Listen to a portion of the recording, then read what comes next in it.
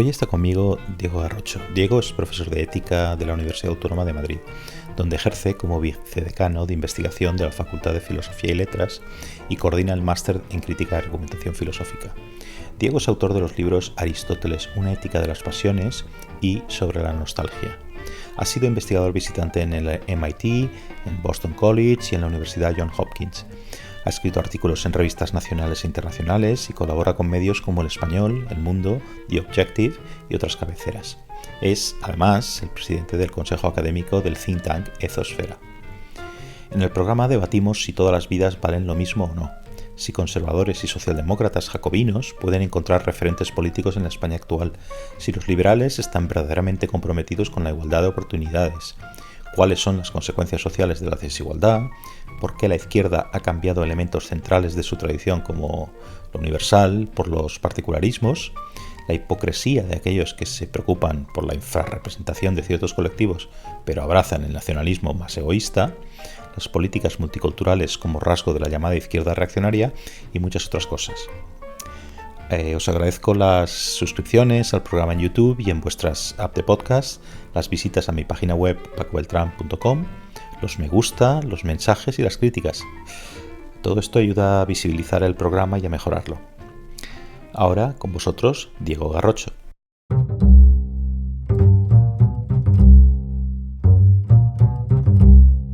Hola Diego, ¿qué tal?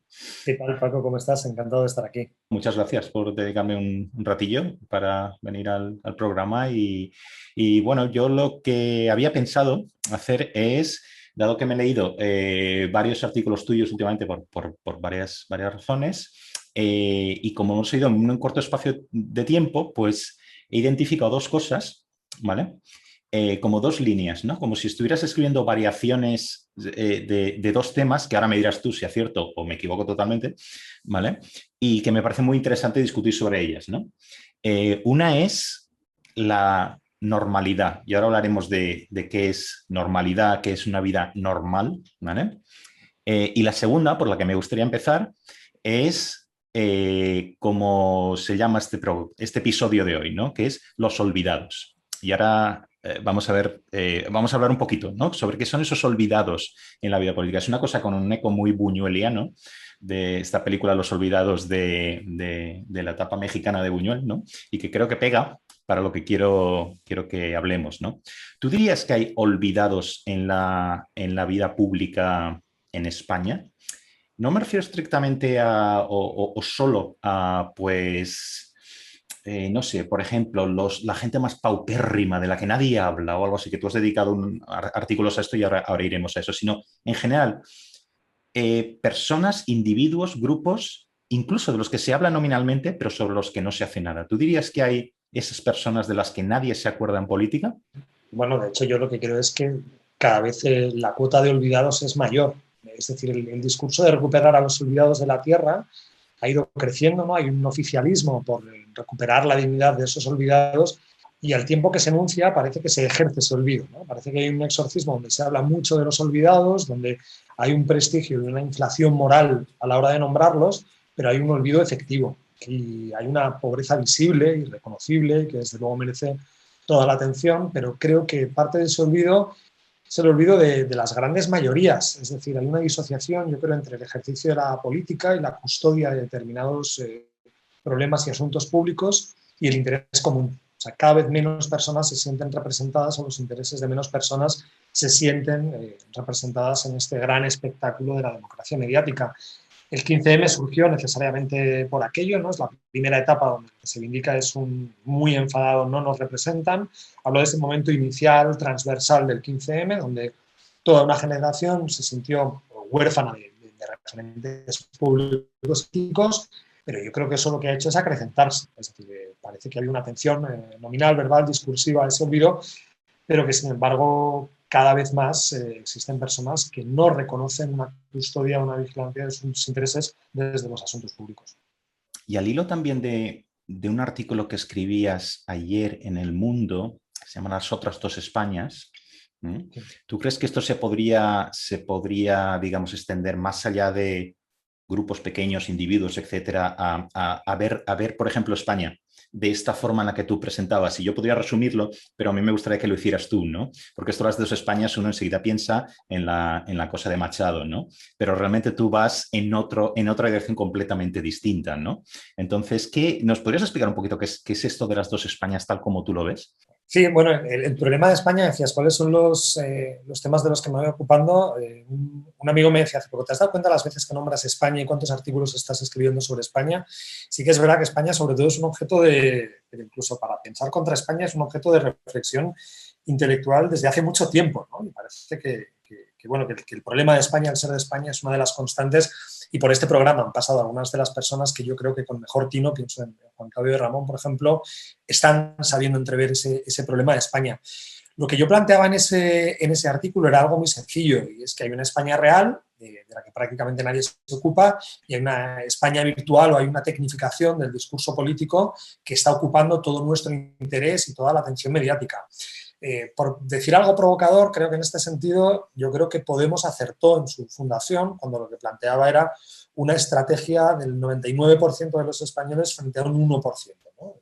Yo creo que uno de los grandes logros de Podemos fue hacer un diagnóstico muy bueno. Yo he sido muy crítico en muchas ocasiones, evidentemente, con las soluciones que proponían, pero creo que ese primer momento, que la captación de que había un 99% de españoles que estaban desatendidos por atención a un 1% o por un mal ejemplo y un mal ejercicio de determinadas élites, creo que es muy cierto. Y mi artículo lo que venía a subrayar era eso, ¿no? Al hilo del discurso de Anaïr Simón, que mucha gente luego ha sacado la lupa para ver en qué acertaba o en qué no acertaba. Yo creo que lo interesante no es hacer un análisis del discurso al milímetro, sino descubrir que 1 minuto y medio de Anaïris ha puesto a un país a conversar, ¿no? Luego ya podríamos ver si acertó o no acertó, pero quedaba muy claro la atención que ha recibido, e incluso las críticas furibundas han demostrado que el discurso sencillo de una persona que se planta ante un presidente del gobierno y dice cuestiones muy, muy básicas, han despertado una enorme reacción, yo creo, al darnos cuenta de que, bueno, pues de que el modo en el que se están custodiando nuestros intereses es desleal y muy poco diligente en términos políticos. De hecho, hay una curiosidad, que es que antes de leer tu artículo, leí algo en Twitter, ¿vale? En el que la persona que lo escribía decía una serie de cosas, ¿no?, que luego están en tu artículo, pero yo no sabía que se refería en tu artículo porque yo ni siquiera lo había visto, ¿no? Sobre la España que es dependiente de otra, la España que trabaja, la España no sé qué, y al final venía la crítica, por donde venía, yo no sé si las habrás visto, esta visión tuya, que yo no sabía que era tuya todavía, porque te digo, no había leído el artículo, ¿no? Se le llamaba populismo de centro, que es una expresión que ya lo hemos visto, lo hemos escuchado en otras ocasiones, ¿no? Al leer tu artículo, identifiqué que sin nombrarte y sin nombrar tu artículo iba por ahí. Yo no sé si has visto esto, pero bueno, entonces ya que mencionas a Anaïris, me recordaba un poquito las críticas de Anaïris, de lo de Anaïris Simón, ¿no? En el caso de ella, se hablaba incluso de esto es un discurso falangista, etcétera, pero más o menos las cosas, da igual la etiqueta, apuntan a lo mismo, ¿no? Esta reivindicación de esta España, digamos, y ahora, de nuevo, ahora iremos a esto, digamos, con una vida normal, o lo que se llaman en otros sitios las clases medias, etcétera, parece una reivindicación, es un poco increíble, porque es como, está reivindicando lo viejuno o lo facha directamente. ¿Cómo hemos llegado a este punto? Bueno, hay muchas, yo creo que hay muchas falacias en lo que has señalado, en ese tipo de críticas hay muchas, y sí, voy a intentar señalar algunas porque creo que es bueno simplemente para ordenar los debates. Cuando alguien trata de desacreditar un enunciado en virtud de quién lo formula, de quién realiza esa afirmación, creo que es injusto y que en términos lógicos es perfectamente inválido. Cuando alguien, es decir, si Hitler enuncia la ley de gravitación universal y la enuncia bien, o el teorema de Pitágoras y lo enuncia bien, al teorema de Pitágoras no le pasa nada porque Goebbels lo enuncie. Es cierto, y lo único que tenemos es que darle la razón. Entonces, a mí me gusta muy poco cuando alguien señala o intenta desacreditar un discurso porque ese discurso ha sido formulado, ha sido enunciado por alguien. Entonces, normalmente, yo creo que con mucha tranquilidad hay que señalar que dentro del juego de argumentación pública ese es un instrumento desleal y que no funciona, ¿no? Sobre la posibilidad de ser o de que se me acuse de populista de centro, yo creo que soy muy poco de centro, Es decir, que normalmente soy bastante vehemente, quiero decir que cuando defiendo puedo resultar, lo señalo siempre, ¿no? Estar a la izquierda cuando defiendo la educación pública, pero que puedo ser también conservador cuando defiendo cuáles tienen que ser los contenidos que se tienen que impartir en esa educación pública. Y bueno, que sea yo populista, pues de nuevo, es que es una acusación, o sea, a mí me han hecho muchas acusaciones inverosímiles, pero la de que yo sea populista cuando tengo una colección de artículos criticando o advirtiendo de los riesgos del populismo me parece, bueno, me parece interesado. Supongo que la persona que dice eso pues tendrá algún interés en salvaguardar algo de lo que yo critico en el artículo. Pero volviendo a la idea de que algo se desacredite porque sea viejuno, por ejemplo, ahí hay otra falacia importante, ¿no? Que es el filoneísmo, la consideración de que porque algo sea nuevo tiene que ser bueno, ¿no? Cuando le dicen, bueno, pues es que es una idea vieja, y digo, bueno, pues es que no podemos hacer nada, ¿no? Poníamos antes el ejemplo del teorema de Pitágoras. ¿Es viejo? Muy viejo. Quiero decir, podemos contar los siglos, ¿no?, que distan entre Pitágoras y nosotros y no le pasa nada, digamos, a ese enunciado ni a la adecuación de ese enunciado. Incluso en categorías políticas, los que nos hemos dedicado, los que nos confesamos, digamos, una tradición de republicanismo cívico y que nos encontramos comodísimos leyendo algunas páginas de Aristóteles o algunas páginas de Cicerón, pues nos sonrojamos un poco cuando alguien quiere desacreditar la validez de un juicio político porque sea antiguo, ¿no? Pues evidentemente hay verdades que pueden ser antiguas. Yo en mi discurso vindico también bueno, pues formas de sabiduría que emparentan con la tradición clásica. ¿Qué le voy a hacer? Quiero decir, yo hice una tesis doctoral sobre Aristóteles y eso ya no me lo puedo quitar, y entonces, bueno, me apetece mucho disputar públicamente ese debate, ¿no? Hay parte de la tradición que puede ser recuperable.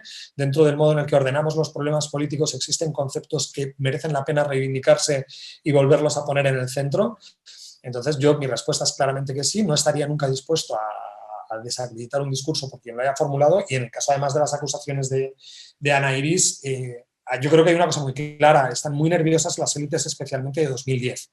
¿No? Es decir, pienso sobre todo en los populismos de izquierdas que de pronto descubren que la rebeldía o que la justicia social ya no es un patrimonio exclusivo suyo, ¿no?, sino que hay personas que desde otro lugar lo están vindicando, y eso también hay que ser comprensivos, que hay personas que viven de esto, ¿no? O sea, yo a veces bromeo con gente que se enfada mucho, pero yo entiendo que si tú has construido toda una industria vital alrededor de algo, pues que de pronto ese algo se empiece a agotar, te tiene que poner muy nervioso. Y también, yo creo que es una de las críticas que aparecían desde luego en mi artículo del Mundo, era una crítica contra lo que yo muchas veces denomino como el nihilismo tecnocrático, ¿no?, que es la comprensión de que el juicio experto pasa por vender humo de feria con palabras en inglés y estadísticas con colorinchis, ¿no? Bueno, pues yo creo que eso se empieza a agotar, y yo bromeaba, ¿no?, y decía en el artículo que para mí el juicio experto tendría que ser lo que necesitaríamos: más expertos con Cicerón debajo del brazo y menos papers y menos tablas de Excel, ¿no?,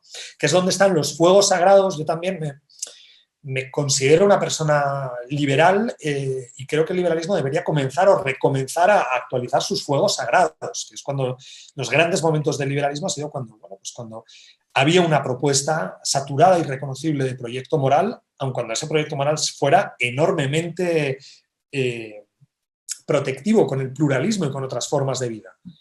Pero a mí la tradición liberal que más me interesa, y en esto no estoy solo, sino que es un lugar común, es aquella, de nuevo, que emparenta con el republicanismo cívico y que hace de la experiencia liberal un ejercicio de virtud compartida. Tú hablas ahí también, y hablas en muchos de tus otros artículos, de las clases medias. Creo que decías algo parecido, como el partido que tenga en cuenta las clases medias, ¿vale?, es el que tiene, o ahí hay un gran campo, digamos, un gran campo ganador, ¿no?, en ese sentido. Supongo que te refieres a la capacidad transformadora de un partido que defienda esto, incluso apoyo electoral, etcétera, va todo unido, ¿no? Bien. Siendo un poco abogado del diablo, ¿no?, te diría, los partidos actuales no lo hacen, no defienden a las clases medias la oferta electoral, la oferta partidista que tenemos, y si no lo hacen, ¿cómo se debe hacer? O sea, a tu juicio, ¿qué sería tener en cuenta las clases medias en los programas políticos, en las ofertas, en la oferta del mercado electoral? Bueno, es una pregunta muy compleja, y supongo que si tuviera la solución estaría cobrando millonadas, ¿no?, por asesorar a partidos políticos y y no lo hago. Pero sí creo que hay un abandono de las clases medias por motivos distintos. Y me explico. Y voy a poner un ejemplo de por qué creo que la derecha en ocasiones falla en esa atención a las clases medias y por qué la izquierda o determinada izquierda ha también comenzado a fallar a las clases medias. Una bobada que escribí una vez y que tenía sentido, creo, era un juego de imaginación de cuáles son los electorados, las masas de electores que actualmente en España están olvidadas y que creo que es así, y se me ocurrían dos ejemplos muy básicos. Una sería a quién tiene que votar alguien que sea confesamente de izquierdas, pero que se emparente con una tradición jacobina, ilustrada, que defienda el sujeto universal y que defienda la solidaridad entre generaciones y territorios, ¿no? Que es un proyecto muy clásico de izquierdas. Yo creo que en este país esa persona existe y es mayoritaria y se parecería a una persona, digamos, de sesgo progresista o de sesgo social liberal o socialdemócrata muy claramente, pero no hay un partido para esas personas. Podría haberlo sido, en ocasiones el Partido Socialista lo ha sido, pero eso te iba a decir, ¿ha habido esto? ¿No? ¿Te acuerdas cuando se acusaba, entre comillas, a Borrell de ser un jacobino, por ejemplo, ¿no? Sí. Exactamente en las líneas de lo que estás diciendo, ¿no? Son partidos complejos y sobre todo lo han sido más o han sido más plurales en otros momentos, tanto el Partido Popular como el Partido Socialista, pero yo creo que ese es un socialismo posible. Además es un socialismo con el que yo me encontraría enteramente cómodo, ¿no? Es decir, el poder ejercer efectivamente un socialismo liberal que fuera sensible a esa caracterización, insisto, ¿no? Jacobina de lo que podría ser la República y una atención más o menos cuerda, de inspiración más o menos kantiana sobre la defensa de un sujeto universal. Pero al mismo tiempo en la derecha podríamos imaginar un electorado que no tiene partido al que votar y que de nuevo se podría compadecer con un sentir común, incluso en términos estadísticos, en los sectores más conservadores, que es a quién tendría que votar una persona que fuera conservadora en sus maneras, en el sentido anglosajón de la palabra maneras, pero que no fuera necesariamente un ultraliberal en lo económico, ¿no? Que fuera una persona que tuviera unas profundas convicciones religiosas o que compartiera, por ejemplo, la doctrina social de la Iglesia y que tuviera una enorme vocación social, pero que fuera conservador, ¿no? Y que tuviera, digamos, pues es una retención de los usos estéticos y morales en términos conservadores. Esta persona no tiene tampoco un partido político al que votar. Es decir, se tendría que encontrar muy nervioso con el ala más... bueno, pues más liberal del Partido Popular o que desatiende, digamos, alguno de estos rasgos. Entonces, esas clases medias, digamos, yo creo que hay un extenso campo de electores que se podrían compadecer con estos dos perfiles y creo que están olvidados. Y creo que están olvidados, de nuevo, pues por motivos distintos. De una parte, yo creo que la derecha tiene en uno de sus males el ejercicio, la comprensión más egoísta o más desprotectiva o más inatenta, digamos, a la sensibilidad social, ¿no? Incluso la comprensión de determinado ejercicio meritocrático desde una comprensión cristiana, por ejemplo, que asume también el perdón, ¿no? Es decir, el discurso más meritocrático liberal sin barreras lo que entendería es que, bueno, que hay una retribución en la ganancia, la visión protestante del capitalismo, ¿no? Y si uno genera muchísimo dinero es porque se ha esforzado mucho y le ha ido muy bien, pero creo que eso para alguien que se compadezca, digamos, con el ideal cristiano, es muy difícil que entendamos una pura retribución en una corriente cultural que asume que se debe también perdonar aquello que podría ser imperdonable y que siempre existen nuevas oportunidades y que hay un gesto que es la misericordia, que supera el balance de la justicia transaccional, ¿no? De cuál es el mérito de lo realizado y cuál es la retribución que tiene que darse. Y luego yo creo también que en el ámbito de la izquierda ha habido una tecnificación del discurso que tiene que ver, yo creo, también con sus protagonistas, donde ha habido una desafección. Esto ya está muy trabajado, ¿no? La pugna, digamos, entre lo que sería el marxismo de inspiración más simbólico-cultural o la desatención a las cuestiones materiales, pero que no son simplemente la desatención a las cuestiones materiales, donde yo ahí sí creo que puede haber una conciliación, sino que en España haya una región que es una de las más ricas y que esté proponiendo segregarse con respecto a la España que es más pobre, hay un debate que sería muy interesante, ¿no? Es decir, sí. Vamos a ir ahí, ¿eh? Vamos a ir ahí, no te preocupes, que eso lo vamos a desarrollar. Pero bueno, perdona, que te he interrumpido. No. Entonces esa recuperación de las clases medias sería el intentar volver a reconectar, digamos, con esa medianía y también con la reconstrucción de la semejanza, que esto es otra cuestión a la que, si quieres, luego volvemos cuando señalábamos o apelábamos a la normalidad. hoy cuando huimos de la normalidad, ¿no? En Herencia de Canguilhem, Foucault y compañía, asumimos que el ejercicio normalizador es un ejercicio de coerción y es un ejercicio de anulación de diferencias, pero yo creo que también, aparte de la descripción puramente estadística de la palabra normal, la normalidad también es una apelación a la sencillez, es decir, la renuncia a que tengamos que ser permanentemente únicos, singulares, geniales. Es decir, que yo creo que la experiencia republicana de la ciudad es aquella que nos hace semejantes. Y hay una comunidad moral donde hay juicios compartidos, donde hay valores compartidos y donde hay ideales de vida que aspiran, digamos, también a tejer alguna forma de semejanza, ¿no? Esta es una cuestión también muy clásica, ¿no? ¿Hasta qué punto tienen que ser semejantes entre sí los ciudadanos? Y esa normalidad yo creo que es también, digamos, un ejercicio de serenidad y asumir que puedo parecerme a mi vecino y que eso no resiente, digamos, ese pulso fascinante, genial y singularísimo de mi vida, sino que podemos parecernos y no pasa nada. Acabas de nombrar algo que no sé si para los profanos en teoría política sería un poco, a mí que me parece fascinante, ¿eh? Que es esa tensión que hay entre, digamos, el liberalismo que va por el republicanismo, el del que tú hablabas, el de la virtud cívica, etcétera, y un liberalismo más individualista, que dice, yo voy a ser tan estrafalario y distinto como me dé la gana. Sobre todo porque hay una igualdad ante la ley que me permite hacer lo que quiera. Todos iguales ante la ley, pero luego hago lo que me da la gana, ¿no? Entonces, no sé, esa tensión es un poco, no, es tremendamente interesante, ¿no? Pero bueno, ya que mencionabas también a Foucault, creo, hace un momento, nos liga con o nos lleva a este artículo que escribiste hace unos meses, La carta a un joven postmoderno, ¿no? Que me ha gustado mucho, ¿no? Y que también te tengo que decir que es absolutamente depresivo. Y, o sea, uno llega al final y dices, ¿qué hago? Me tiro por la ventana con esto, porque y ya puestos te podrías saber, el artículo además es un who is who ahora nos cuentas un poco, si quieres, del posmodernismo, ¿no? Te podrías haber metido en tíos y tías más oscuros todavía, como Lacan y Kristeva y no sé qué y no sé cuántos, es algo que realmente es absolutamente infumable. Y que yo creo que no tiene ningún sentido ni siquiera para los conversos, ¿no? Del posmodernismo, ¿no? Ni para el hardcore. Pero bueno, básicamente, si entendí bien tu artículo, tú lo que vienes a decir, hablas al joven genérico, y le dices, te hemos jodido la vida, ¿no? Entonces, pero lo primero que pienso es, el sujeto de esa frase estaría bien, aunque se intuye, estaría bien explicitarlo, ¿no? O sea, ¿quién ha jodido la vida, ¿no? Creo que esto es lo importante, ¿no? Porque no es como sociedad, ni es una determinada franja de edad, ni nada, es un sujeto concreto, ¿no? Pero bueno.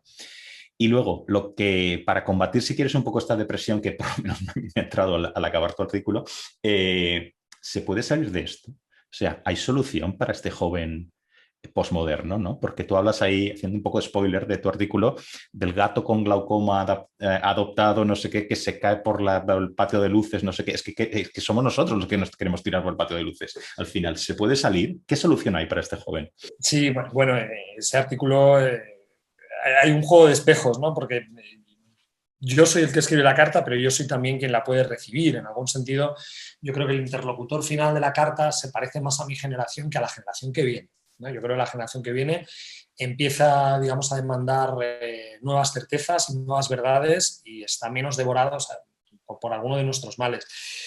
Esa carta o ese artículo que trajo una enorme polémica, en el fondo era un ejercicio el que intentaba señalar con el dedo los excesos que en muchas ocasiones habíamos cometido de manera imprudente desde la academia, muchos. Yo el primero. Es decir, a mí también me ha pasado, me han escrito alumnos que me decían, el profesor al que señalas en esa carta eres tú.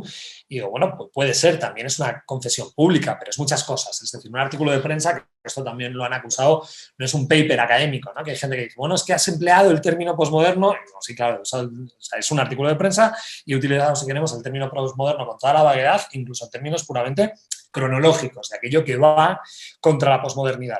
Pero si lo escribí es por algo que es relativamente sencillo y visible a los ojos de casi todo el mundo. Y es que hay una colección de autores que han generado un régimen cultural o un régimen de adoración acrítica desde el que se han proyectado ideales de vida y que han generado una colección de víctimas que hoy ya son visibles. ¿no? Es decir, hemos visto a demasiada gente vivir o intentar vivir Foucaultianamente, butlerianamente, hemos visto, diría aquello de las mejores cabezas de mi generación devoradas por una jerga que no es una opción intelectual, sino que es una apropiación religiosa. Y a mí lo que más me gustó del artículo fue las críticas que recibió después que probaban la eficacia del artículo. Es decir, cuando hay gente que me insulta, cuando hay gente que pierde los papeles en público y cuando hay gente que no puede asumir el que sea una crítica afortunada o desafortunada de una colección de autoras o de autores, es la prueba de que hace una apropiación de esos autores como si fueran efectivamente santos, ¿no? O sea, como no me toques al santo de mi pueblo, o sea, ¿no?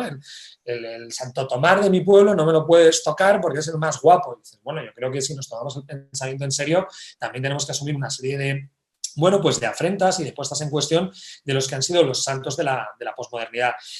Y es obvio, y yo creo que ya empieza, es decir, hay que empezar a dejar de hablar de la posmodernidad porque claramente ya no nos encontramos en un marco posmoderno. Yo creo que la muerte y la ausencia de los metarrelatos ha llegado a su fin y que las nuevas generaciones lo que nos están pidiendo son rumbos. Y precisamente porque han visto que la promesa pan deconstructiva o pan emancipatoria no nos ha llevado a ningún lado. Y cuando tú ves que toda una generación, en lugar de ser más libre, de ser más feliz, de estar más emancipada, lo que están es comidos de antidepresivos, destrozados por la vida y llevando vidas invivibles, a mí me parece muy bien que mis alumnos comiencen a sospechar y digan, es que no quiero llevar tu vida.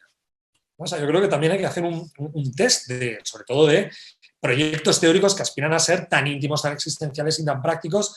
Y bueno, pues empezar a cuestionar que, aunque hay una colección de elementos que son muy valiosos y que sobre todo respondían, yo creo, a un gesto epocal, ¿no? Era un gesto de época, de finales del siglo XX, hoy los retos son otros. Y entonces, bueno, pues lo que fue un gesto de lujo de la burguesía parisina de un determinado momento, creo que son instrumentos que difícilmente hoy pueden servir para llevar vidas razonablemente prósperas y vivibles y soportables. Si alguna vez lo han sido, si alguna vez han servido para eso, ¿no?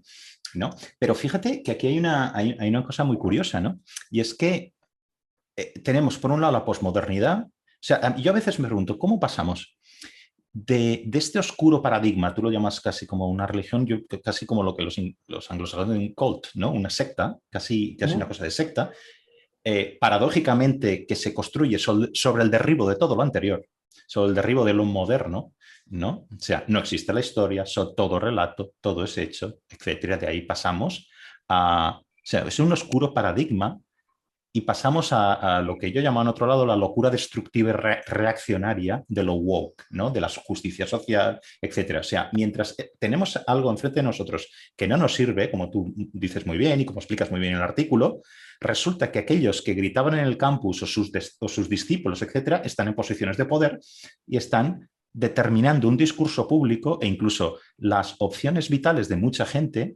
Y si quieres podemos poner el foco, no tanto en España, por ejemplo, o no tanto en Europa, pero sí, por ejemplo, en Norteamérica, donde es que no es que estemos adaptándonos o digamos que tengamos que tener en cuenta el lenguaje y desdoblar los géneros y todo y lo trans y esto. Es que esto tiene consecuencias económicas y vitales para muchísima gente, no solo en la academia, no solo en la universidad, en las empresas privadas, etcétera, etcétera. O sea, digamos que en cierta manera sí está determinando la vida, ¿no? Hasta tal punto, por ejemplo, que en Francia están legislando para evitar que esa marea posmoderna, woke, lo que quieras, vuelva, no venga, sino vuelva a Francia, porque esto sale de Francia y se exporta allí, ¿no? Entonces, ¿cómo pasamos de esta cosa posmoderna a lo woke de ahora? Francia, en este sentido, se comporta como un dealer, ¿no? Que vende droga, pero que no está dispuesta a consumirla. Entonces, eso Total. es muy gracioso, como efectivamente uno pone un pie en la Sorbona y tienen clarísimo, quiero decir, cuáles son los usos que debe hacerse de determinadas cuestiones. La Sorbona es el que se pone en el patio del colegio a vender la droga, te lo digo, ¿eh? O sea, el mito. Sí, no, pero es verdad. Entonces, y ahora, a ver, yo creo que es que además en esto también yo creo que es muy importante fijar los discursos a las fechas en las que se enuncian. Y que lo que resulta muy ridículo es que un discurso del año 77, que podía tener un valor y un valor intelectual real y que nos enseñó a leer muchas cosas, lo que resulta ridículo es construir una religión civil y acrítica de eso. Y sobre todo, es lo que ocurre en todas las vanguardias. El primero que lo hace es enormemente valioso. Es decir, cuando Duchamp mete un urinario en un museo, es enormemente valioso. El siguiente es un impostor.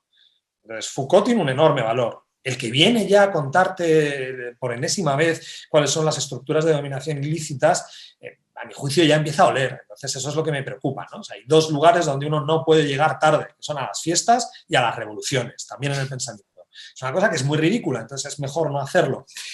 Y de lo que señalas, yo creo que uno de los males es este. También hay un péndulo muy claro, ¿no? Yo creo que hay un momento deconstructivo interesante, que además, sobre todo es interesante la premisa desde la que se asume esa deconstrucción, que es que todo pueda resultar una construcción, ¿no? Y eso es interesante.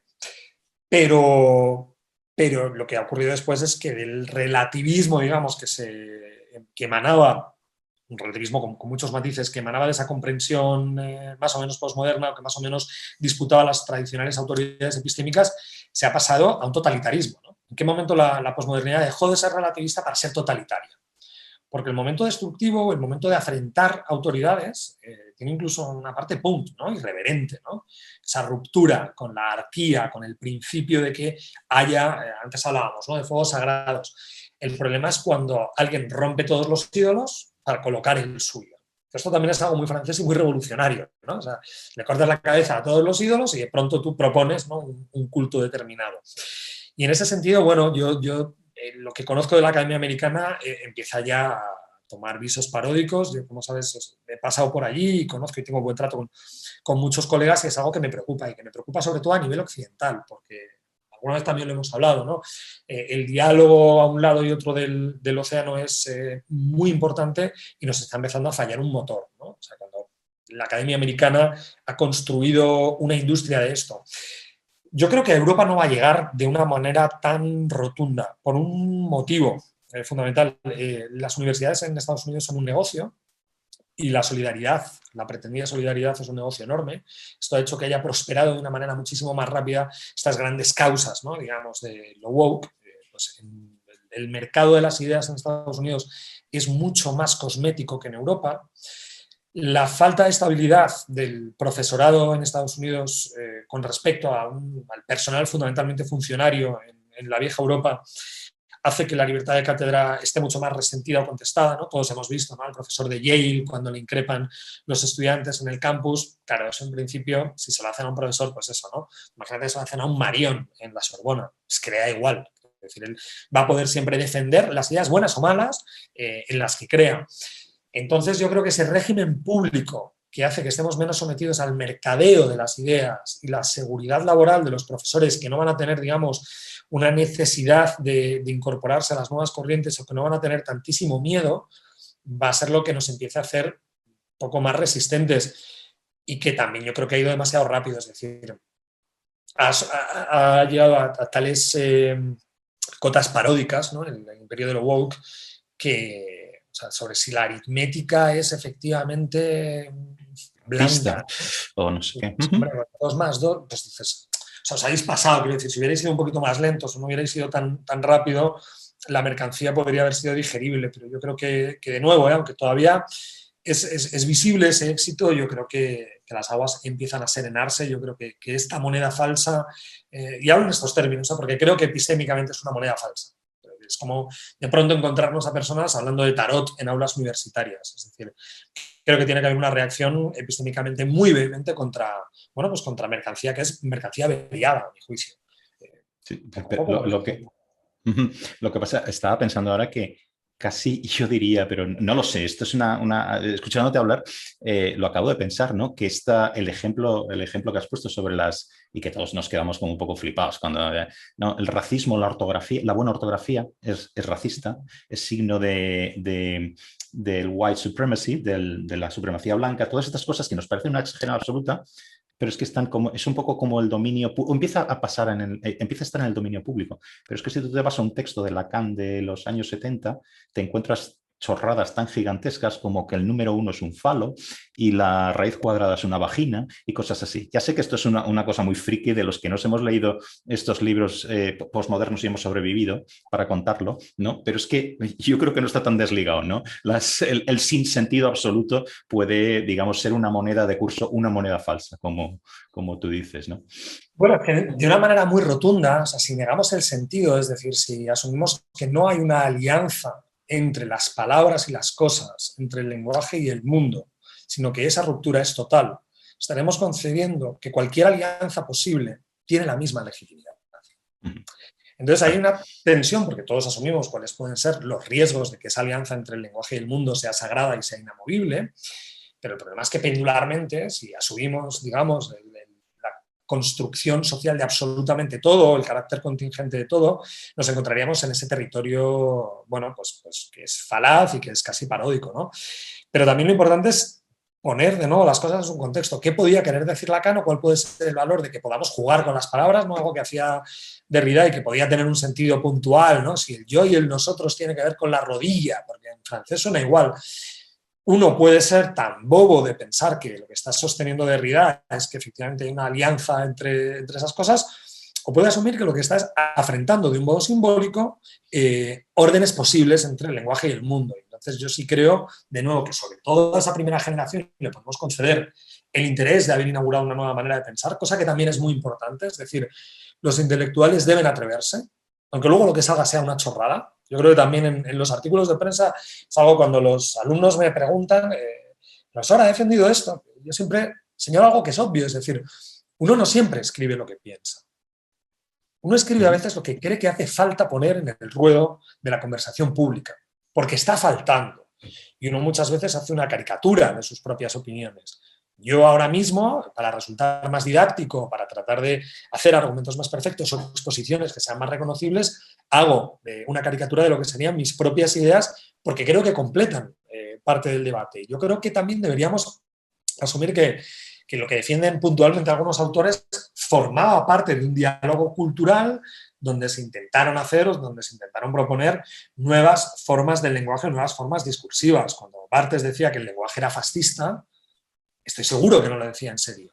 El problema es que en 2021 hay gente que cree que lo decía en serio y que cree que hay un gesto fascista en la gramática, ¿no? Entonces, bueno, pues la culpa no es exactamente de Barthes, ¿no? Es no haber entendido nada. Bueno, y de ahí pasamos a el lenguaje causa daño, pero un daño físico, cosas de ese tipo, que también es una cosa muy woke, ¿no? Pero oye, vamos a volver a la normalidad en varias dimensiones, o sea, vamos a seguir un poco de la cosa postmoderna y vamos a esto que hablábamos al principio, que veía yo como uno de las dimensiones, si quieres, vehiculares de tus varios artículos, de los que he ido leyendo, ¿no?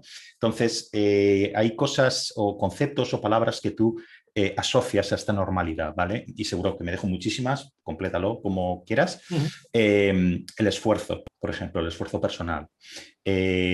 Cosas como encontrar un trabajo que te permita una autonomía, que se entiende pues también una autonomía económica, o sea, lo que siempre ha sido ser adulto, ¿no? Llegar a ser adulto, que a su vez te permite quizá formar una familia y no formar una familia cuando tienes 50 años, sino a lo mejor pues a los 20 y tantos, ¿no?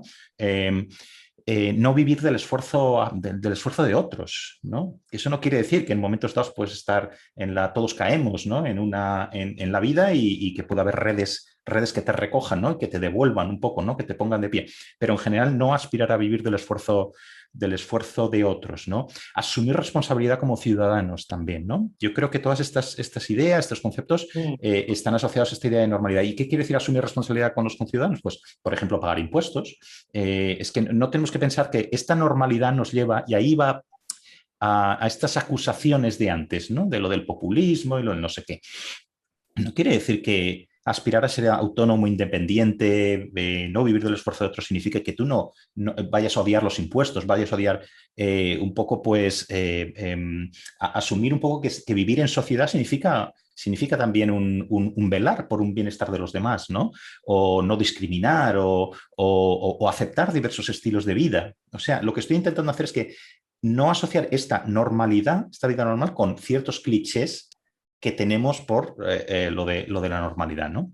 Y en ese sentido tú escribiste también hace poco un artículo que a mí me gustó mucho, que se llama No insulten a Luciano, que me parece muy, muy bonito, además muy emotivo, ¿no? Que es precisamente, estás hablando de una persona concreta, es una persona normal, ¿no? En el sentido que tú lo decías, ¿no? Entonces, lo que te preguntaría es, ¿qué impide la posibilidad de llevar una vida normal? O sea, ¿cuáles son los obstáculos que tenemos para llevar una vida normal?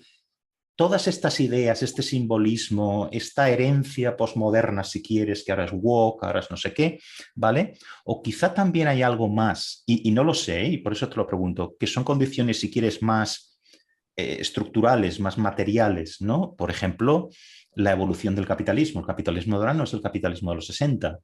La globalización, las fronteras económicas, antes, si quieres, en los años 60, 70, podíamos permitirnos ciertas cosas dentro de un país, ¿vale? Porque sus consecuencias quedaban dentro de las fronteras del país y ahora no podemos, porque vivimos en un mundo globalizado, queramos o no, ¿no? Entonces, ¿dónde estamos respecto a esa vida normal o la posibilidad de llevar una vida normal en este juego entre el discurso, el simbolismo, no sé qué, y las condiciones materiales, si quieres, ¿no?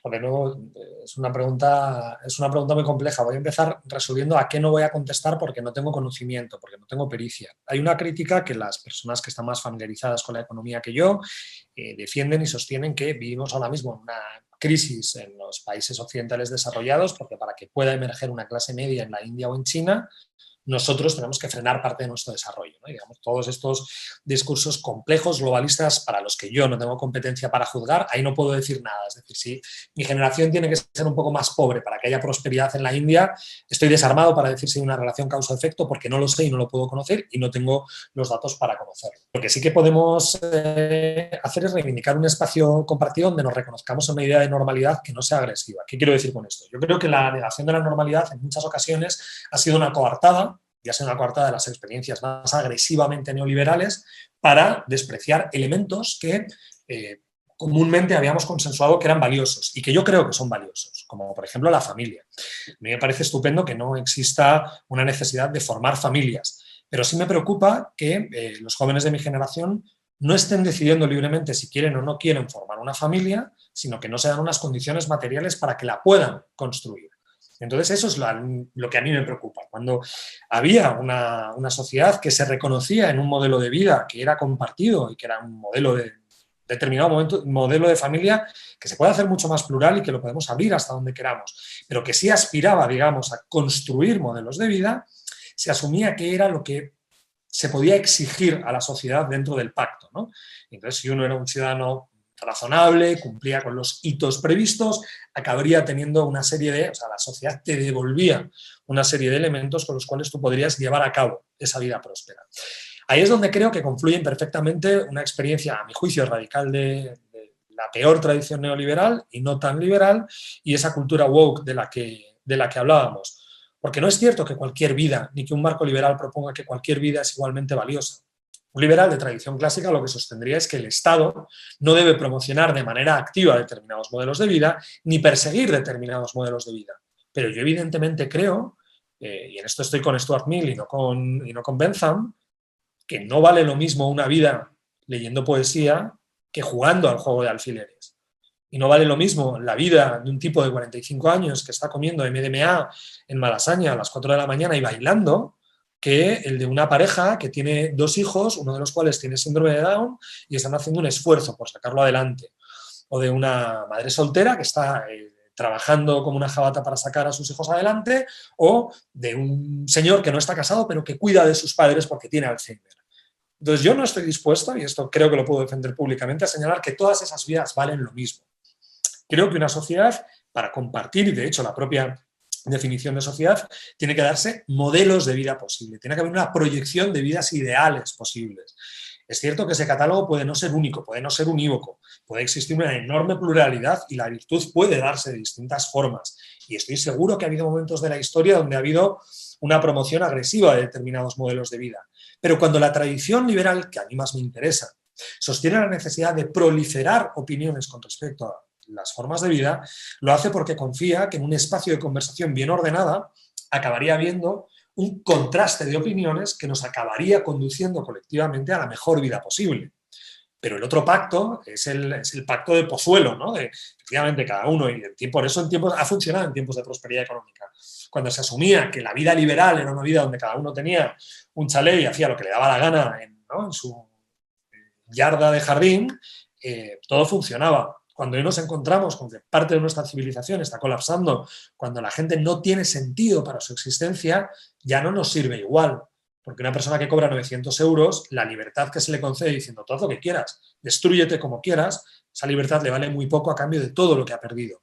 Y ahí es donde creo que la mejor tradición liberal debería volver a elevarse para convertir esa pluralidad, insisto, dentro de un marco de opinión público, de convergencia y de competencia ilustrada de argumentos, para poder construir proyectos de vidas prósperos. Porque es que yo eso sí que lo negaría, iba a decir, esto no lo defenderé en público, ¿no? Ahora que no nos oye nadie, lo digo, pero sí creo que hay vidas que son más valiosas que otras, y sostener la isovalencia de cualquier biografía creo que es un error.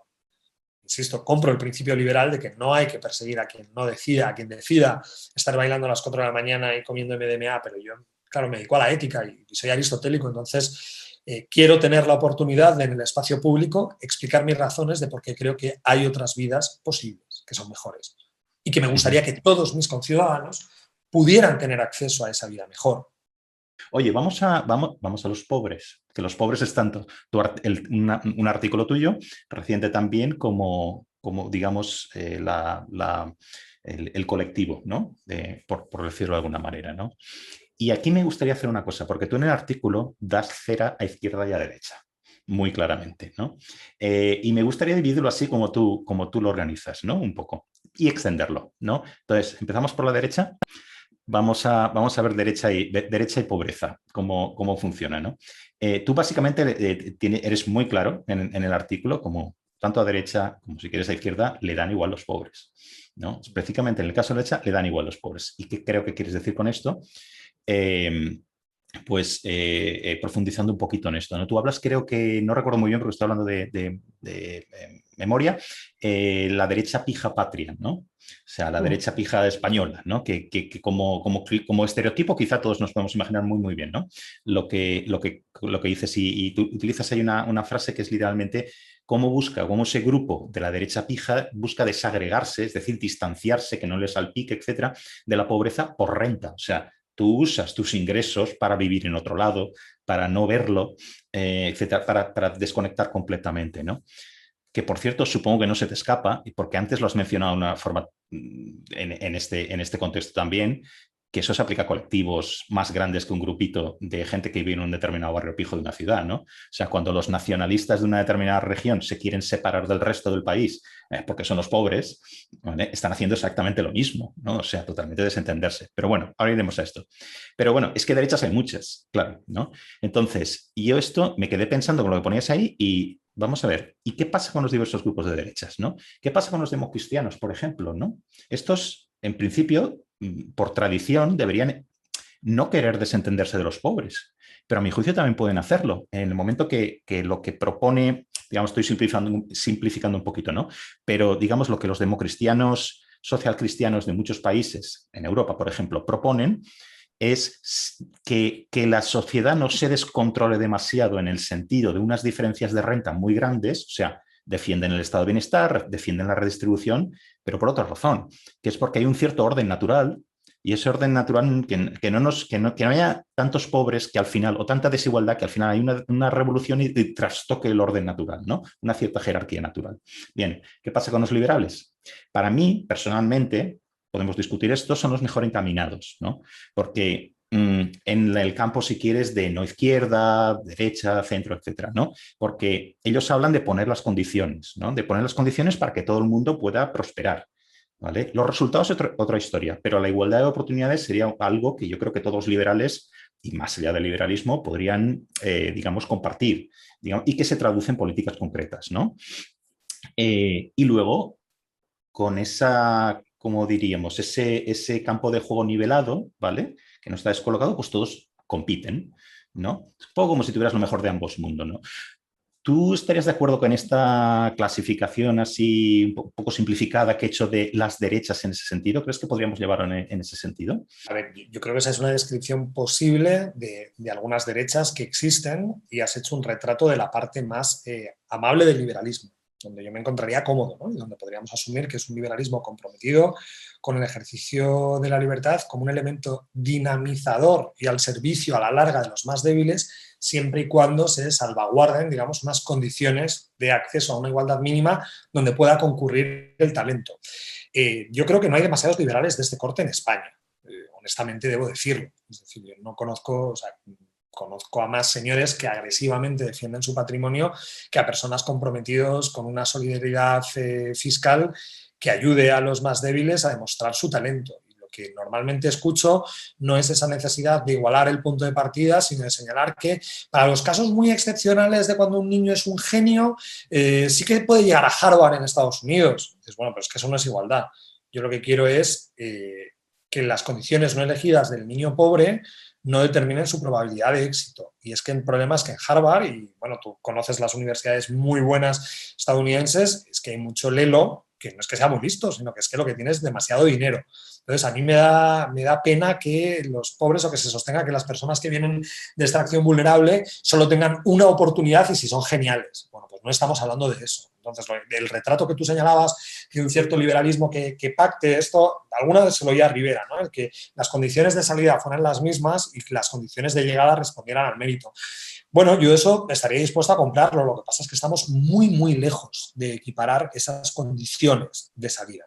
Y lo que encontramos es a clases medias urgidas por llevar a sus niños a la concertada, por tratar de segregar a sus hijos. Y es que el problema es la naturaleza humana. O sea, no nos hace mejores el ser menos pobres, el ser más pobres. Si antes decíamos que los ricos se segregan por renta, todos tendemos a segregarnos por renta y no queremos que nuestro hijo vaya a la pública para estudiar con el inmigrante o para compartir espacio con el diferente. Y ahí lo que falta de nuevo es virtud pública. Es reconstruir una definición de la educación donde asumamos que esa convivencia con quienes no son como tú acabarán redundando en una perfección moral mejor. Es decir, que es que eso es bueno, que es que ese es un imponderable, el convivir con el diferente, que no es puramente cosmético, sino que te va a convertir en un alma, voy a utilizar ya categorías clasiquísimas, más perfecta. Y que es bueno y que cuando después encontramos en los colegios de élite determinadas vocaciones o proyectos morales y espirituales, nos hemos olvidado de que eso era accesible precisamente en la educación pública por el contacto con aquellos vulnerables. Entonces, en esa reconstrucción de nuevo de la virtud pública, creo que habría mucho que cortar.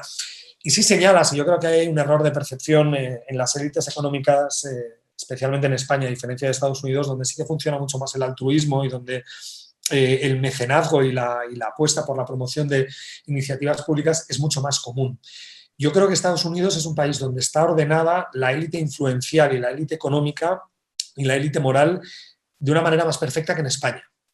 Quizá porque no existen dinastías privilegiadas y porque efectivamente en el origen, digamos, de los grandes patrimonios norteamericanos sí que ha habido una cultura del esfuerzo, sí que ha habido, digamos, una moral de un determinado tipo. A mí lo que me preocupa de España no es simplemente que no se dé dentro de las élites económicas un ejercicio de virtud solidaria, sino que no se estén dando cuenta de que alguno de sus privilegios puede efectivamente resentirse si no empiezan a tomarse decisiones para amortiguar determinadas desigualdades. Yo creo que la crisis de 2008 fue un buen aviso, es decir, este país, y todos lo temimos cuando vimos determinados ascensos de usos populistas, podría haberse resentido el Estado de Derecho en algunos límites, no lo hizo, pero si la desigualdad sigue creciendo, no tiene sentido que nos interroguemos sobre si es justo que ardan o no contenedores. Acabarán ardiendo. Es que también el problema de determinadas descripciones puramente académicas o puramente teóricas es que nos encerramos en esa descripción puramente teórica. Las desigualdades son insostenibles y lo han sido siempre. Esto lo explica Aristóteles en la política, ¿no? El origen de todos los disturbios es siempre la desigualdad. Y la desigualdad además hoy es que está atravesada por un régimen de visibilidad muy concreto, es decir, uno ya no se puede parapetar en una finca donde nadie te ve, sino que todos vemos las vidas de otros y sobre todo todos recordamos una prosperidad. Yo en esto sí creo que hubo un proceso de ascenso de las clases medias en España que hoy se ha frenado. Entonces, quienes tenemos la memoria y quienes lo vimos, yo que estudié en la educación pública, en una educación pública maravillosa, hoy veo que quizá no se encuentran en las mismas condiciones en las que yo me encontré en una educación pública en los años 80 en España. Y eso me preocupa, porque yo quiero que el talento de la persona de una familia vulnerable pueda seguir su curso. Y además diré, es que incluso por propio egoísmo de país. Es decir, no podemos desperdiciar el talento que esté en Fuenlabrada, en las 3.000 viviendas o en cualquier barrio depauperado. Es que nos interesa como comunidad. Si renunciamos a la idea de comunidad, entonces, bueno, estamos inaugurando un régimen que empieza ya a no ser político, empieza a ser otra cosa. Y yo ahí es donde tengo más diferencias. Izquierda, porque habíamos decidido desdoblarlo, ¿no? Entonces, a la izquierda elaboras bastante en el artículo Y entonces, izquierda y pobreza. Vamos a ver. Básicamente lo que estás diciendo es que allí es que una izquierda que abandona, digamos, esos criterios de clase, por llamarlo así, ¿eh? O sea, que es una izquierda más clásica, digamos, una izquierda socialdemócrata, pero también una izquierda que está a la izquierda de la socialdemocracia, no la de ahora, sino la anterior, ¿vale? Que aspira pues, a una igualdad, a una redistribución, que pone en el centro de su programa la de redistribución, ¿no? Una izquierda que se convierte en otra cosa, por ejemplo, la izquierda identitaria que tenemos ahora, que da la impresión por el ruido que hacen que es la izquierda mayoritaria, casi, ¿no? Ahí ha habido una transformación literalmente alucinante, ¿no? De la izquierda en todo el mundo, además, ¿no? Esa izquierda no puede defender los intereses de los pobres, es lo que vienes a decir, ¿no? A mí me recordaba mucho esto, conoces el libro, seguramente el de Mark Lilla, el Once and Future Liberal, el regreso liberal, que se llama aquí en la traducción, en el que hablaba exactamente de estas cosas, ¿no? Referida a Estados Unidos, pero bueno, esto tiene aplicación en todas partes, ¿no? Porque estos procesos se dan en todas partes, ¿no? Yo me he preguntado otra cosa. Más allá de no poder, o sea, con las herramientas de discurso y las herramientas y traducidas a políticas públicas a la que lleva eso. En España podemos ver esto, ¿no? Que parece que las prioridades, en lugar de la redistribución, sean, digamos, desdoblar el lenguaje y esto y lo otro, ¿no? O sea, cosas de naturaleza simbólica, ¿no? Bueno, pues con esas herramientas no se puede defender o no se puede, digamos, actuar en favor de los pobres, ¿no? O de la gente más vulnerable, ¿no? Pero además yo me pregunto, ¿quiere esta izquierda identitaria hacer algo en favor de los más vulnerables? Justo después de las elecciones en Madrid, lo que vimos es, a mí me parece un poco sorprendente, y estoy siendo amable, que la izquierda, o ciertos portavoces de la izquierda, insultara a los votantes que no les habían votado a ellos, llamándolos ignorantes, llamándoles fachas. Durante la campaña se les llamaba homófobos a unos que viven en barrios obreros, que apedrean a la pareja que va del mismo sexo que va cogida de la mano. Este tipo de cosas, ¿no? ¿Quiere realmente la izquierda hacer algo? O a lo mejor es que no quiere. Y yo creo, vamos, que esa crítica es una crítica legítima. Tú viste bien, ¿no?, que disparaba yo a los dos lados. Como puedes imaginar, eso me hace tener muchos amigos a los dos lados, ¿no? Cuando disparo, porque siempre piensan que soy del enemigo. Sí, yo creo que la izquierda, o sea, antes hemos referido a algunos de los errores de cierta derecha, pues cierta izquierda está cometiendo algunos que tú has referido muy bien y otros que podríamos seguir sumando. Yo no puedo entender por qué la izquierda, ya desde hace décadas, decidió prescindir de algunos elementos vertebrales de la mejor parte de su tradición, como por ejemplo el sujeto universal, ¿no? El que pudiéramos imaginar una humanidad común, una humanidad compartida, que debiera custodiarse y que debiera defenderse.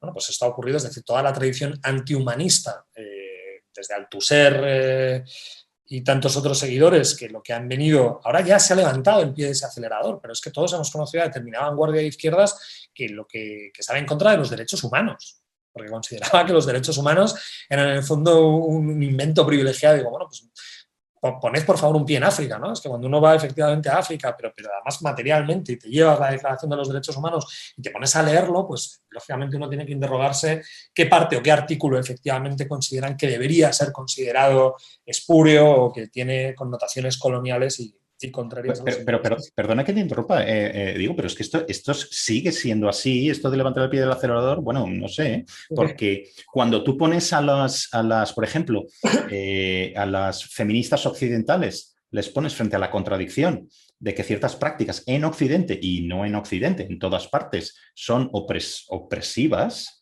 contra las mujeres. Hay una parte que se pone ¿cómo se dice esto? Se pone de lado o algo así, no dice nada. Y otra parte que te dice directamente que eso es una imposición imperialista pensar de esa forma. O sea, es alucinante para mí, sí, ¿no? A ver, yo a lo mejor soy muy optimista cuando digo que estamos levantando el pie del acelerador. Yo sí creo, es decir, que nos encontramos ya en una situación tan sumamente crítica que la tradición antihumanista empieza a flojear. Por lo menos de los bastiones. Es decir, es verdad que hay gente que defiende ese tipo de cosas, pero ya no son pensadores de fuste, me atrevería a decir, ¿no? Es la parte más folclorista y la parte donde, por lo menos desde la academia, yo empiezo a ver que eso ya no se empieza a tomar en serio. Esto es muy duro decirlo, pero sí que veo, digamos, a los investigadores más solventes empezar a tomar una cierta distancia, mientras, bueno, pues cuando lo hacía Althusser, pues era Althusser. Quiere decir que es que tenía también un valor que fueran, digamos, las grandes cabezas de su tiempo. Entonces, yo creo que la pérdida del sujeto universal es uno de los grandes dramas de la izquierda, porque era uno de sus mejores instrumentos, ¿no? Clásico, y más que de la izquierda, que la catalogación de izquierda es mucho más reciente, de toda la tradición igualitarista, que es lo que más me interesa. A mí, más que las categorías de izquierdas o derechas, me interesa la justicia y la igualdad. Luego ya veremos si eso es de izquierdas o si en el año 2026 esto goza de esta etiqueta. Entonces, que la tradición que aspira a un igualitarismo renuncie al sujeto universal me parece sencillamente un disparate. Me parece un disparate en términos epistemológicos, o sea, creo que cabría un profundo debate filosófico sobre esa renuncia, pero desde luego en términos prácticos. Ocurre también con la familia, es decir, el caso de Ana y Simón, cuando veo yo a cierta izquierda que decide renunciar a determinados valores tradicionales que eran parte de su patrimonio, no lo puedo entender. Tampoco puedo entender cómo determinada, por ejemplo, si pensamos en el Partido Socialista, cómo determinada tradición que pertenecía a la herencia socialdemócrata absolutamente protectiva con determinadas garantías civiles, está desprotegiéndose de elementos que eran patrimonio de la socialdemocracia, ¿no? Entonces eso me preocupa enormemente.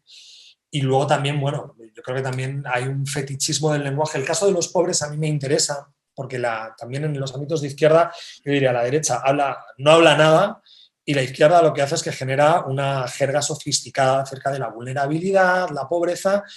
Y en eso a mí, de nuevo, me gustan las categorías viejas, las categorías simples, los pobres. De la misma manera que se habla de los ricos y no se habla de la riqueza, me genera muchísimo enfado también teórico, ¿no? El por qué no somos capaces de ponerle rostro y además de acoger la pluralidad en la que se instancia esa pobreza. A mí la pobreza me puede acabar dando igual, a mí me preocupan los pobres. Me preocupan los pobres que viven en una situación en la que no son capaces de llevar una vida más o menos soportable. Y de nuevo vindico la idea de normalidad. Si no asumimos que hay vidas normales, entendiendo por vidas normales, unas vidas soportables, unas vidas donde uno entre en un catálogo de realización, de nuevo, normal, donde uno no frustre todas sus expectativas y puede que no cumpla todas, pero que tenga un régimen estadísticamente normal de satisfacción de sus proyectos, pues si renunciamos a eso, creo que estaríamos renunciando a cosas que son muy valiosas.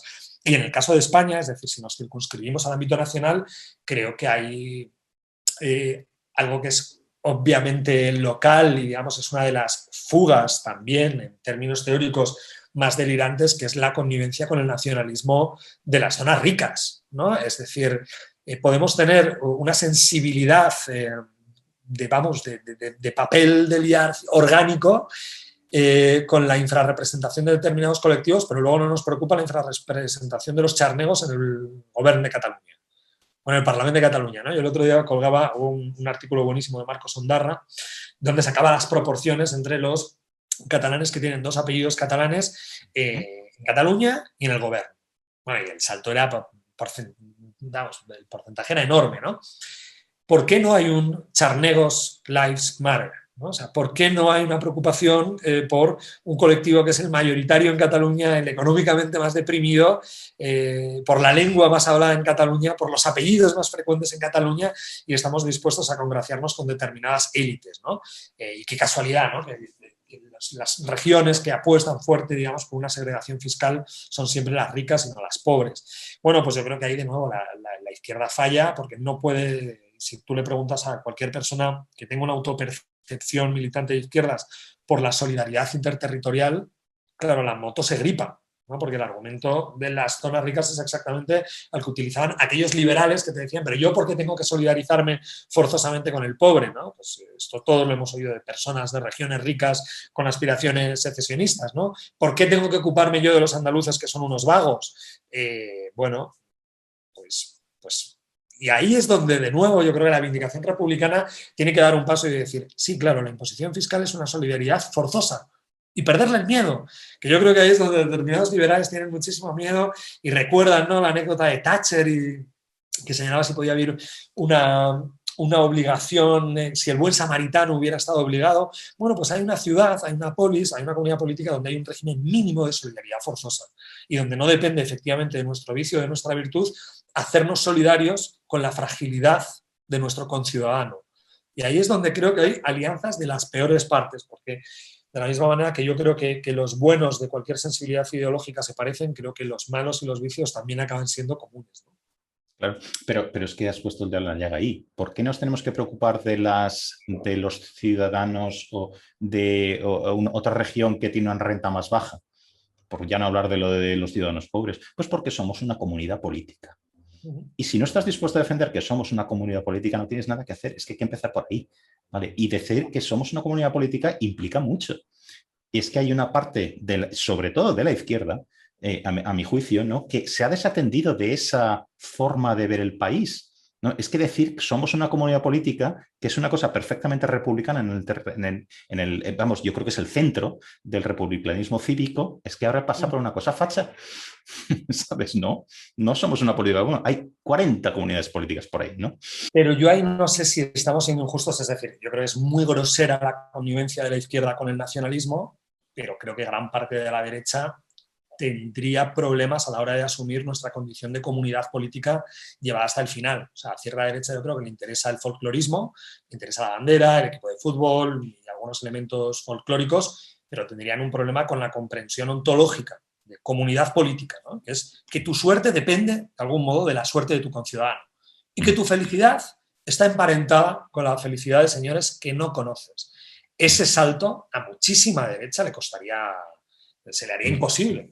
Yo es que tiene tantos aspectos interesantes esta parte, sobre todo ligado a la izquierda, porque son tan contradictorios, ¿no? Lo de la derecha también, ¿eh? Es cierto. Pero, por ejemplo, otra cosa que mencionabas en tu artículo de los pobres es, ya que estamos hablando de estas vinculaciones que existían antes entre izquierda o ideario de izquierda y ciertas otras cosas, ¿vale? Que se han perdido, es, por ejemplo, la cuestión de, yo creo que a la izquierda de ahora, le salen ronchas si hablas de Estado de Derecho o de igualdad ante la ley. O sea, la pura legalidad, ¿no? Cuando yo creo que es precisamente el Estado de Derecho y lo que implica la igualdad ante la ley, la condición necesaria para que el desfavorecido salga de esa situación. Porque lo opuesto a la igualdad ante la ley no es lo que es realmente es la arbitrariedad, pero una arbitrariedad del feudalismo, si quieres, ¿no? En el que yo hago lo que me da la realísima gana y no importa lo que tú te esfuerces, no importa de dónde vengas, tal, yo decido qué suerte vas a tener en la vida, ¿no? ¿Qué es lo contrario de eso? La igualdad ante la ley que viene de una tradición ilustrada. Que es además la tradición de la que es común a la izquierda y al liberalismo también. Lo estamos viendo, es decir, lo estamos viendo ahora con el caso de los indultos, ¿no? O sea, Claro. una élite salvando a otra élite, no por motivos técnicos, porque es verdad que los juristas de gran pericia entran a hacer otras valoraciones. Todos sabemos que no es una enmienda técnica este indulto, pero a mí me da mucha pena y de nuevo lo señalaba, ¿no? Porque veía una torpeza estratégica, ya ni siquiera por convicciones. Si la izquierda de tradición más institucional y más garantista renuncia al imperio de la ley y a la igualdad de los ciudadanos ante la ley, le está regalando a la derecha algo que es enormemente valioso.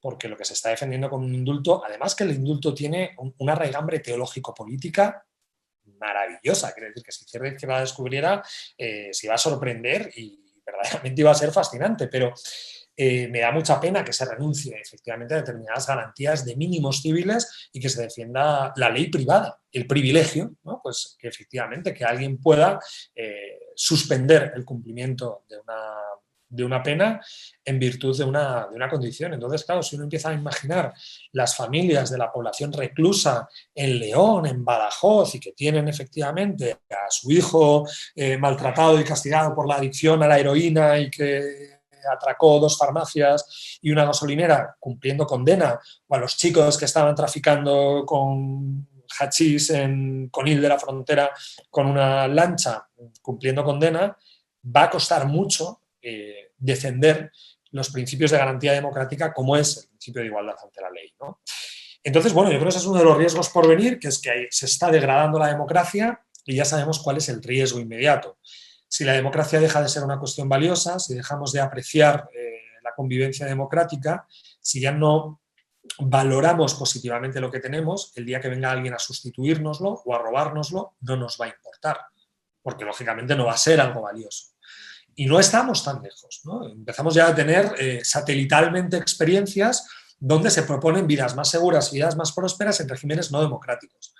Entonces, de nuevo, yo creo que ahí tiene que haber un esfuerzo de muchísima generosidad y en este principio yo sí creo que los liberales de amplio espectro, es decir, los liberales a izquierdas y a derechas, tienen que hacer no solo un ejercicio de señalamiento de los defectos o de los vicios y abusos del enemigo, que eso está bien, sino un ejercicio de autocrítica y de superación propia. Porque ya la gente no se escandaliza, es decir, no tiene demasiado sentido que volvamos a escandalizarnos por el enésimo incumplimiento de la igualdad ante la ley o de la puesta en suspenso de la separación de poderes. Eso ya no nos va a escandalizar, sino que lo que tenemos que hacer es un ejercicio, digamos, de construcción y de vigorización de la democracia liberal a partir de una virtud ejercida de quienes la quieren defender. Y no tanto acusar a los enemigos, porque de eso va a servir muy poco. O sea, tienen que elegir, los ciudadanos tienen que volver a reenamorarse de los fuegos sagrados de la democracia liberal.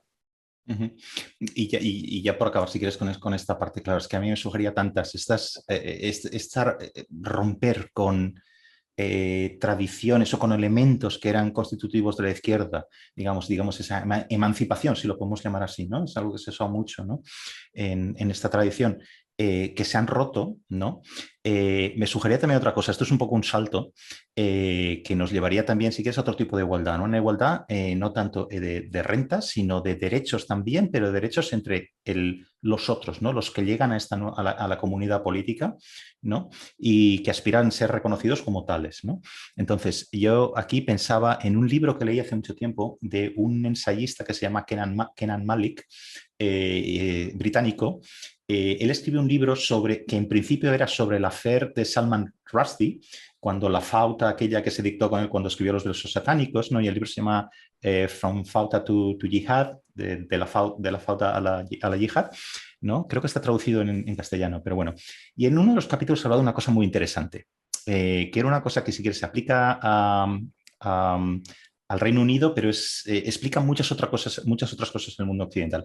Los años 80 en el Reino Unido fueron años muy, digamos, de mucho conflicto. Son los años de Thatcher, etcétera, cuando las luchas con de ese nuevo establishment neoconservador contra los poderes como, por ejemplo, los sindicatos, etcétera, ¿no? Pero también son años de disturbios raciales, ¿no? Que se conocen menos. Por ejemplo, los grupos de inmigrantes pakistaníes, del Caribe, etcétera, contra la policía, por ejemplo. Ahora se habla mucho de cómo es esta expresión, sobre todo en Estados Unidos y en Canadá, se usa constantemente el racismo institucional, ¿no? Yo me río un poco de esto porque pienso, ¿qué racismo institucional? ¿Qué narices? Mira la composición de cualquier clase en cualquier lado, en cualquier universidad americana, ¿no? En fin. Pero sí ha existido este racismo institucional, en el sentido de que ciertos grupos, sobre todo inmigrantes, no podían tener los mismos accesos a servicios públicos, a ciertos trabajos, etcétera, que otros que sí eran nacidos en el país. Bien. Entonces, Malik aquí explica el surgimiento del multiculturalismo, y ya te digo que esto vale para muchos otros países, de las políticas multiculturales, en el siguiente sentido. Ante los conflictos raciales, puedes hacer dos cosas como autoridad, ¿no? Puedes dar, y ¿qué se pedía en los conflictos en los grupos inmigrantes? Se pedía igualdad ante la ley. Esto en los 80. No se pedía separatismo cultural, no se pedía establecer ahí una religión, o sea, que la religión minoritaria contara. No, se pedía igualdad ante la ley. ¿Qué hacen las autoridades? No dan igualdad ante la ley porque dar igualdad ante la ley y dar igualdad social implica unos cambios tremendos en la política social, implica redistribución, implica tomarse en serio la igualdad, etcétera, ¿no? ¿Qué les dan en lugar o qué se propone en lugar de esta igualdad y de esta redistribución?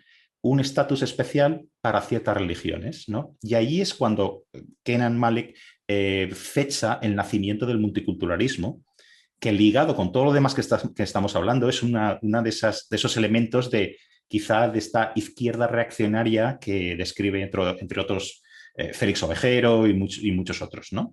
Bien. No sería esto tal como lo estoy contando, ¿no? Es un poco aquello de María Antonieta, ¿no? en la Revolución, ¿no?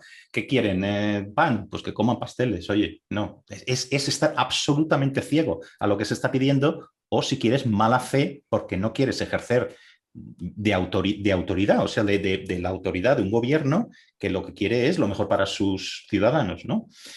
Y les da gato por liebre. ¿Tú no crees, después de todo este rollo de explicación que estoy metiendo, que esto es un poco lo que ha hecho la izquierda en todas partes? No tomarse en serio su propio ideario de emancipación y dar gato por liebre. por ejemplo, con la cuestión del lenguaje inclusivo, con todas estas historias woke, ¿no? ¿Qué pensarías tú de todo esto? Yo, vamos, introduciría algunos matices, o sea, yo creo que es alguna izquierda, o sea, en esto vamos a ser justos. Si antes decíamos que había vicios compartidos, de nuevo, tiene que haber virtudes compartidas. Yo creo que esto no es transversal a toda la izquierda y además que no es aplicable exactamente igual en el mundo anglosajón que en el mundo hispano o que desde luego en nuestro contexto más inmediato.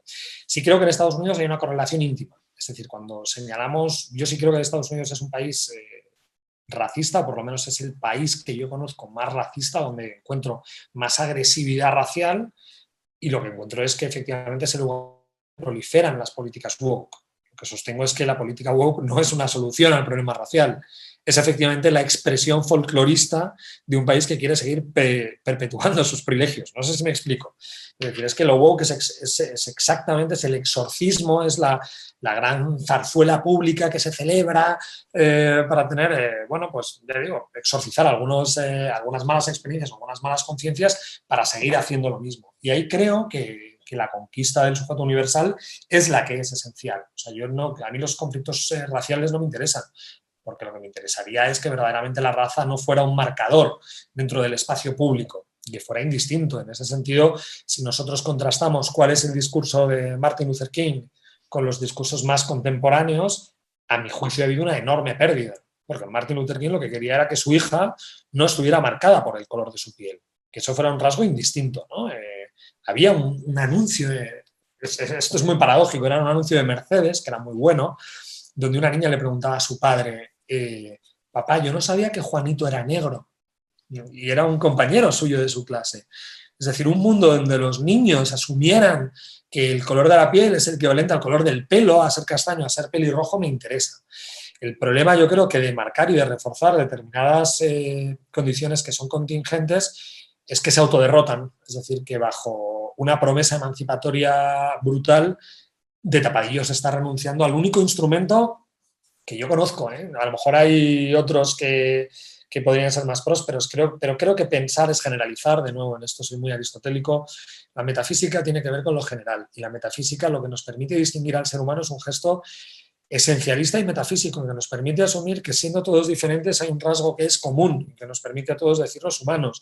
Y es también un rasgo ontológico y metafísico poder hablar de españoles, porque quiere decir que dentro del conjunto de diferencias hay algo así en lo que la palabra distingue, destila, propone e incluso legisla, ¿no? Que también el miedo, el afán normativizador, bueno, pero si es que la norma también nos procura determinados derechos.